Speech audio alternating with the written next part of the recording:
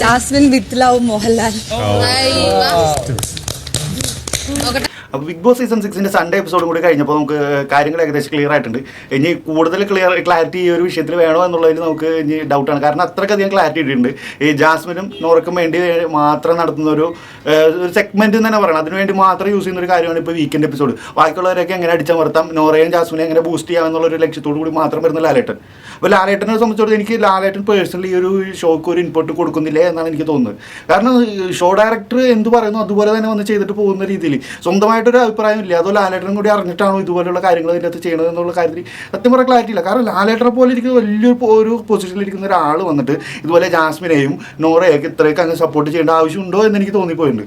അതല്ല ഇനി ജിൻഡോയോട് പേഴ്സണലി വല്ല ദേഷ്യമുള്ളതാണോ അങ്ങനെ എനിക്ക് തോന്നാറുണ്ട്. കാരണം ലാലേട്ടനെ പോലെ ഒരാൾ വന്നിട്ട് ഈ ഇങ്ങനത്തെ ഒരു എന്താ പറയുക തറപ്പരിപാടി കാണിച്ചിട്ട് പോകണം തന്നെ പറയണം. കാരണം ഇതൊരു ഷോ ആണ്. ഷോ കാണുന്നത് പ്രേക്ഷകർക്ക് അവർക്ക് ഒരു അഭിപ്രായം ഉണ്ട്. അപ്പോൾ അവരുടെ പൾസറിന് ഈ ഷോ നടത്തണമെന്നൊക്കെ ഉള്ള ഒരു ചിന്തയില്ല. ഒരു എപ്പിസോഡോ 2 എപ്പിസോഡൊക്കെ ആണെങ്കിൽ നമുക്ക് അഡ്ജസ്റ്റ് ചെയ്യാം. ഇത് എല്ലാ എപ്പിസോഡും ഇങ്ങനെ ആയിക്കഴിഞ്ഞാൽ എന്താണ് അതിന് അതുകൊണ്ട് ഒരു ഉദ്ദേശിക്കുന്നത് മനസ്സിലാവുന്നില്ല. ഇന്നത്തെ എപ്പിസോഡിൽ വളരെ വിശദമായിട്ട് നടന്ന സംഭവം എന്ന് പറഞ്ഞു കഴിഞ്ഞാൽ ആദ്യം തന്നെ തുടങ്ങിയത് ജിൻഡോ അൻസിബയും ജാസ്മിനെയും കൂടി കണക്ട് ചെയ്യുന്ന ഒരു കാര്യത്തിലാണ്. അതായത് ജിൻഡോ രണ്ടിടത്തും പോയിട്ട് സംസാരിച്ച് അവിടെ ഒരു കുത്തിത്തിരിപ്പ് ഉണ്ടാക്കി എന്നുള്ള സിറ്റുവേഷനിലോട്ടാണ് ലാലേട്ടൻ കൊണ്ടെത്തിച്ചത്. കാരണം അത് നമ്മൾ കഴിഞ്ഞ വീക്കിൽ കണ്ടാണ് ആ ഒരു സംഭവം. ജാസ്മിനും ജിൻഡോയും കൂടി രാത്രി ഇരുന്ന് സംസാരിച്ച വിഷയത്തിൽ അൻസിബയെ പറ്റി ഉണ്ടായിരുന്ന കാര്യങ്ങളും ചർച്ച ചെയ്ത കാര്യങ്ങളും അതിനെപ്പറ്റി ജിൻഡോ അൻസിബയോട് പറഞ്ഞതും കാര്യങ്ങളെല്ലാം ഉണ്ടായിരുന്നു. അപ്പോൾ ജിൻഡോ ഒരു കുത്തിത്തിരിപ്പുകാരനാണ് എന്നുള്ള രീതിയിൽ ലേബൽ ചെയ്യാനുള്ള രീതിയിലുള്ള സംസാരം ലാലേട്ടൻ തന്നെ ഇൻപുട്ട് ഇട്ട് കൊടുക്കുകയാണ് ജാസ്മിനോട്. ജാസ്മിനെ കൊണ്ട് ഇങ്ങനെ പറയുകയാണ്.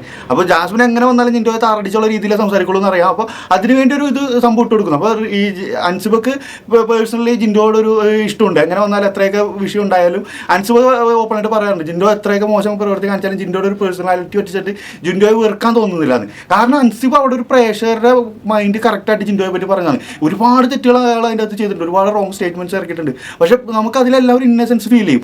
അതേ കാര്യം തന്നെയാണ് അൻസിബയും ജിൻഡോയെ പറ്റി പറഞ്ഞത്. ഒരു ഇന്നസെൻസ് ഫീൽ ചെയ്യും, അതുകൊണ്ട് തന്നെ വെറുക്കാൻ പറ്റുന്നില്ല എന്ന്. പക്ഷേ അവിടെ അവരെ തമ്മിൽ അടുപ്പിക്കുന്ന രീതിയിലോട്ട് കൊണ്ടുപോയി ജിൻഡോയെ ഒരു കുത്തിത്തിരിപ്പുകാരനായി ജിൻഡോ ഒരു നല്ല പ്ലെയർ അല്ല എന്നുള്ള രീതിയിൽ ഒരു സബ്ജക്റ്റ് അവിടെ പ്ലേസ് ചെയ്തിട്ട് അടുത്തത് ചോദിക്കുന്നത് ഇവിടെ ലക്ക് കൊണ്ട് നിന്ന ഒരാൾ എന്ന് ആരാണ് നിങ്ങളുടെ അഭിപ്രായത്തിൽ പറയുക, അതല്ല ഹാർഡ് വർക്ക് കൊണ്ട് ചെയ്ത ഒരാളെ പറ്റി പറയുക. അപ്പോൾ ഇങ്ങനൊരു സബ്ജക്റ്റ് മുന്നിൽ ഇട്ട് കൊടുത്തിട്ട് ഈ ഒരു ചോദ്യം ചോദിച്ചു കഴിഞ്ഞാൽ സ്വാഭാവികമായിട്ടും എല്ലാവരും പറയാന്ന് പറഞ്ഞാൽ അവിടെ ആരെയാണ് ഇപ്പോൾ കറൻ്റ് ഏറ്റവും അവസാനം മോശമാക്കി ലാലേട്ടൻ ഇട്ട് കൊടുത്തിരിക്കുന്ന ജിൻഡോയാണ്. അപ്പോൾ അവിടെ ലാലേട്ടനും ഷോ ഡയറക്ടറും ഇവരെല്ലാവരും വിചാരിച്ചു അവിടെ ഇരിക്കുന്നവരെല്ലാവരും കൂടി ജിൻഡോയെ പറയുമെന്ന്. അവിടെ രണ്ട് പേരെ ജിൻഡോയെ പറഞ്ഞുള്ളൂ. ഒന്ന് നമ്മുടെ നോറയും 2 ജാസ്മിനും. അവരല്ലാണ്ട് വേറൊരാളും ജിൻഡോയുടെ പേര് പറഞ്ഞില്ല. ഇപ്പോൾ എടുത്ത് ശ്രദ്ധിച്ച് ചോദിക്കുക, ഒരാളുടെ കോമൺ ആയിട്ട് പേര് പറയുമ്പോൾ നോറയുടെയും ജാസ്മിൻ്റെയും സെലക്ഷൻ എപ്പോഴും കറക്റ്റ് ഒരേ ആളുകളോട് തന്നെ പോകുന്നുണ്ട്. അവരുടെ തീരുമാനങ്ങൾ ഒരേപോലെ വരുന്നുണ്ട്. അപ്പോൾ ഇവർക്കെല്ലാം വേണ്ട രീതിയിൽ പ്രീ പ്ലാൻഡ് ആയിട്ടുള്ള കാര്യങ്ങൾ പറഞ്ഞു കൊടുക്കുന്നുണ്ട്. അവിടെ ഇതുപോലെ കൺഫെഷൻ റൂമിൽ വിളിച്ചിട്ട് ഇനി നടക്കാൻ പോകുന്ന കാര്യങ്ങളൊക്കെ പറഞ്ഞു കൊടുക്കുന്നുണ്ട്. എനിക്ക് ഡൗട്ടാണ്. കാരണം ഇവർ രണ്ടുപേരും ഒരേപോലെയാണ് പല സിറ്റുവേഷൻസിലും റിപ്ലൈ കൊടുക്കുന്നത്. അപ്പോൾ അവിടെ ജിൻഡോ എന്നൊരു വ്യക്തിയെ തകർക്കാൻ നോക്കിയിട്ട് ജിൻഡോ അവിടെ കുതിച്ച് കയറുന്നൊരു സിറ്റുവേഷനാണ് അവിടെ ഉണ്ടായിരുന്നത്. കാരണം ഹാർഡ് വർക്ക് കൊണ്ട് ഇവിടെ വരെ എത്തിയെന്നുള്ളൊരു ലേബലാണ് ജിൻഡോക്ക് കിട്ടിയത്. ജിൻഡോയെ തകർക്കാൻ ശ്രമിച്ചു കൊടുത്ത് ജിൻഡോ കയറി കൊളുത്തി. കാരണം എല്ലാവരും പറഞ്ഞു, എത്ര പേര് പറഞ്ഞു ഹാർഡ് വർക്ക് കൊണ്ട് അവിടെ ഇത്രയും നാൾ നിന്നിട്ടുണ്ടെങ്കിൽ അതൊരാൾ ജിൻഡോ ആണ്. അതിനുവേണ്ടി അയാൾ ഒരുപാട് കഷ്ടപ്പെട്ടിട്ടുണ്ട്. നമ്മളെല്ലാവരും കണ്ടിട്ടുണ്ട് അയാൾ അതിൻ്റെ അകത്ത് എത്രത്തോളം കഷ്ടപ്പെട്ടിട്ടുണ്ട്, എത്രത്തോളം ടോർച്ചറിങ് അയാൾ അനുഭവിച്ചിട്ടുണ്ട്.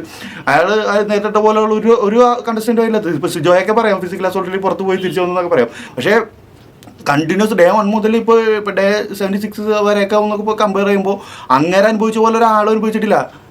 കാരണം ഹൗസിലുള്ള ആളുകളെല്ലാവരും ഒറ്റപ്പെടുത്തിയപ്പോഴും അതായത് കൂട്ടം കൂടി ആക്രമിക്കുകയാണ്.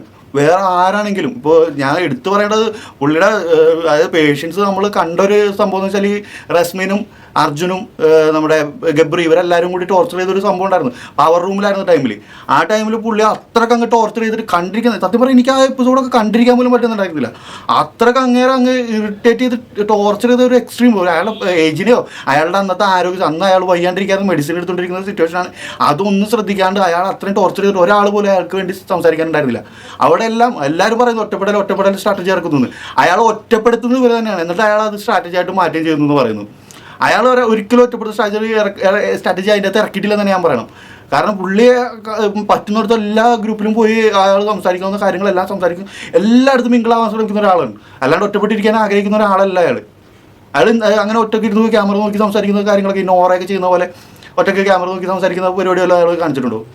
അയാൾ സ്ട്രെയിറ്റ് ആയിട്ട് തന്നെ കളിച്ചിട്ടുള്ളൂ. അയാൾ കളി ജയിക്കാൻ വേണ്ടി അയാൾ എന്ത് ചെയ്യും അത് വേറെ കാര്യം. പക്ഷേ ജിൻഡോ എന്നൊരു വ്യക്തി അതിൻ്റെ അകത്ത് ഉണ്ടാക്കിയെടുത്താക്കുന്ന ഒരു ബെഞ്ച് മാർക്ക് ഉണ്ട്.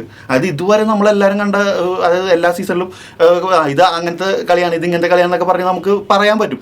അയാളുടെ ഗെയിം ഷോ, അയാളുടെ സ്ട്രാറ്റജി എന്നൊക്കെ നമുക്ക് പറയാൻ പറ്റും. പക്ഷേ ഇനി മുതലുള്ളതിൽ ജിൻഡോ കളിച്ച പോലെ ഒരു കളി, അതായത് പുതിയതായിട്ട് ഒരു പുതുമുള്ള കളി ഇറക്കിയ ഒരാൾ ജിൻഡോ തന്നെയാണ്. കാരണം മണ്ടൻ എന്നുള്ളൊരു ലേബലിൽ നിന്നാണ് പുള്ളി കയറി വന്നേക്കുന്നത്. അത് എല്ലാവരും പറയുന്നത് പുള്ളി മണ്ടനായിട്ട് അഭിനയിച്ചതാണ്. പുള്ളി മണ്ടനായിട്ട് അഭിനയിച്ചു. ലാലേട്ടൻ വന്ന് അവിടെ അടിച്ചമർത്തി അയാൾക്ക് കൊടുത്തൊരു അവാർഡാണ് മണ്ടൻ എന്നുള്ളത്. അല്ലാണ്ട് എനിക്ക് മണ്ടൻ അവാർഡ് വേണമെന്ന് ചോദിച്ചു വാങ്ങിച്ചൊന്നുമല്ല. അയാൾ അടിച്ചമർത്താൻ നോക്കി കൊടുത്ത് അയാൾ കയറി വന്നതാണ്. അപ്പോൾ ഇന്നത്തെ എപ്പിസോഡിൽ ഇത് തന്നെയാണ് നടന്നത്. ലാലേട്ടൻ വരുന്നു, നോറയ്ക്ക് ജാസ്മിന് വേണ്ടി ഒരുപാട് കാര്യങ്ങൾ നടക്കുന്നു. പിന്നെ ഇന്നത്തെ എപ്പിസോഡിൽ എടുത്ത് പറഞ്ഞിട്ടൊരു കാര്യം, ജാസ്മിൻ ബോണസ് പോയിന്റ് നേടിയൊരു ഗെയിം ഷോ. അതിൽ ക്ലിയർ ആയിട്ട് പറഞ്ഞതാണ് 2 കൈ യൂസ് ചെയ്തിരുന്നത്. ജാസ്മിൻ 2 കൈ യൂസ് ചെയ്തതിനെ ലാലേട്ടൻ ചോദിക്കുന്നുമില്ല, അതിന് ഒരു പ്രശ്നമില്ല, ആർക്കൊന്നും പറയാനില്ല. ജാസ്മിൻ 2 കൈ വെച്ച് ഗെയിം കളിച്ച് ജയിച്ചു പോയി, ഒന്നാമതെത്തി. ബാക്കിയുള്ള എല്ലാവരും ഒരേ കൈ വെച്ച് തന്നെയാണ് അതിൽ കളിച്ചിട്ടുള്ളത്. ജാസ്മിൻ അതിൽ 2 കൈ കളിച്ചില്ല. ടാസ്കിൻ്റെ കാര്യമൊക്കെ നമുക്ക് എല്ലാം വിട്ടല്ലേ, അതെല്ലാ ടാസ്കിലും ഇപ്പോൾ എല്ലാവരും സ്ട്രൈറ്റ് ആയിട്ട് ഒന്നും കളിക്കുന്നത്, എല്ലാവരും അവരുടേതായ തന്ത്രങ്ങളും കാര്യങ്ങളെല്ലാവർക്കും. പക്ഷേ അത് ലാലേട്ടൻ ചോദ്യം ചെയ്തില്ല. അതേസമയം ഇന്നത്തെ എപ്പിസോഡിൽ ലാലേട്ടൻ ജാസ്മിന് പകരം അവിടെ വേറെ ആരെങ്കിലും ആയിരുന്നെങ്കിൽ ലാലേട്ടൻ അത് വലിയ ഇഷ്യൂ ആക്കി കഴിഞ്ഞാൽ. ലാലേട്ടൻ ചോദിക്കുന്നുണ്ട് ജാസ്മിനോട്, ജാസ്മിൻ ഒരു കൈ യൂസ് ചെയ്യുന്നിട്ട് പറയുന്നുണ്ടായിരുന്നു. എന്നിട്ട് പോലും അതൊരു വിഷയമായില്ല. അത് വേറെ ആരായിരുന്നെങ്കിലും അത് വലിയ വിഷയമായിരുന്നു. പക്ഷേ ഓട്ടെ, ടാസ്കിൻ്റെ ടാസ്ക് എങ്ങനെയാണെങ്കിലും കളിക്കുന്നത്. നമുക്ക് ആ ടാസ്കുകളെ പറ്റി നമ്മൾ സംസാരിക്കുന്നില്ല, അത് അവരുടെ ഇഷ്ടത്തിന് വേണ്ടി കളിച്ചോട്ടെ. നമ്മൾ സംസാരിക്കുന്നത് പുറത്തുനിന്നുള്ള ഇവർക്ക് കിട്ടുന്ന സപ്പോർട്ടിൻ്റെ കാര്യങ്ങളാണ് നമുക്ക് പറയാറുണ്ട്. കാരണം അത്രയും വിസിബിൾ ആയിക്കൊണ്ടിരിക്കുകയാണ്. നിങ്ങൾ സപ്പോർട്ട് ചെയ്തോ, ഞങ്ങൾ മനസ്സിലാവാത്ത രീതിയിൽ നിങ്ങൾക്ക് കൊടുത്തൂടെ? ഇത് ഞങ്ങൾക്ക് മനസ്സിലാവുന്ന രീതിയിൽ കാണിക്കുന്നത് അതാണ് എനിക്ക് മനസ്സിലാവാത്തത്. അതായത് ഇവർക്ക് സപ്പോർട്ട് ഉണ്ട് എന്ന് പ്രേക്ഷകരെ അറിയിച്ചു തന്നുകൊണ്ടിരിക്കുകയാണ് നിങ്ങൾ സപ്പോർട്ട് ചെയ്തോ, ഞങ്ങൾ അറിയാണ്ട് ചെയ്യാം, എന്നാലേ ഞങ്ങൾക്ക് ഷോ കാണുമ്പോൾ എൻജോയ് ചെയ്യാൻ പറ്റുള്ളൂ. പിന്നെ ജിൻഡോയെ നിങ്ങൾ എത്ര അടിച്ച് അമർത്താൻ നോക്കിയാൽ അങ്ങേര് കയറി വരും. അങ്ങേര് നിങ്ങൾ ആരും വിചാരിക്കുന്ന പോലത്തെ ഒരു മനുഷ്യനല്ല അയാളൊരു ലക്ഷ്യബോധത്തോട് അതിൻ്റെ അകത്ത് വന്നിട്ടുണ്ടെങ്കിൽ അയാൾ ജയിച്ചിട്ടേ പോവുള്ളൂ. അയാൾ ഒരുപാട് പേർക്കൊരു ഇൻസ്പിറേഷനാണ്. കാരണം എത്രയൊക്കെ ജീവിതത്തിൽ തകർന്നു പോയാലും, എത്ര ആളുകൾ അടിച്ചമർത്താൻ നോക്കിയാലും ജീവിതത്തിൽ നമുക്ക് ഉയർന്നു വരാൻ പറ്റും എന്നുള്ളതിൻ്റെ ഒരു പ്രതീകമായിട്ടാണ് ഞാൻ പുള്ളിയെ കാണുന്നത്. കാരണം അത്രയ്ക്ക് ഇൻസ്പയർ ചെയ്യുന്നുണ്ട്. നമുക്ക് ഓരോ കാര്യത്തിൽ പുള്ളിയുടെ കാര്യങ്ങൾ, പുള്ളി ബിഗ് ബോസ് ഹൗസ് എന്നുള്ളൊരു കാര്യം, അതിൻ്റെ അകത്ത് പുള്ളി നേരിടുന്ന കാര്യം നമ്മൾ റിയൽ ലൈഫായിട്ട് കണക്ട് ചെയ്ത് നോക്കി കഴിഞ്ഞാൽ അത് ഭയങ്കര ഇൻസ്പിറേഷൻ സ്റ്റോറിയാണ് പുള്ളിയുടെ. നമുക്ക് അത്രയും പ്രചോദനം തരുന്നൊരു കാര്യമാണ്. അതുകൊണ്ട് തന്നെ എനിക്ക് ജിൻഡോയെ പേഴ്സണലി എനിക്ക് ഭയങ്കര ഇഷ്ടമായി. പുള്ളിയുടെ ലൈഫ് ഞാനത് റിയൽ ലൈഫുമായിട്ട് കണക്ട് ചെയ്യാനാണ് ശ്രമിക്കുന്നത്. നമ്മൾ അടിച്ചമർത്താനും സ്ട്രഗിൾ ചെയ്യാൻ എല്ലാത്തിലും നമ്മളുടെ തകർച്ച കാണാനൊക്കെ ഒരുപാട് പേരുണ്ടാവും. നമ്മളെല്ലാം ഉയർന്നു വരണമെന്നുള്ളൊരു കാര്യമാണ്. അതിൽ നമുക്ക് ഒരു പേഴ്സണൽ മെസ്സേജ് ആയിട്ട് എടുക്കണം പുള്ളിയുടെ ലൈഫ്. അത്ര അടിപൊളിയാണ് പുള്ളിയുടെ കാര്യങ്ങൾ. പിന്നെ പുള്ളിയെ നിങ്ങൾ തകർക്കാൻ ശ്രമിച്ചു. ഞങ്ങൾ പ്രേക്ഷകർ പുള്ളിയുടെ കൂടെ ഉണ്ടെന്നേ പറയാനുള്ളൂ. എന്തായാലും കൂടുതൽ വിവരങ്ങൾ നാളത്തെ എപ്പിസോഡ് കണ്ടിട്ട് സംസാരിക്കാം. അതെ, ബൈ.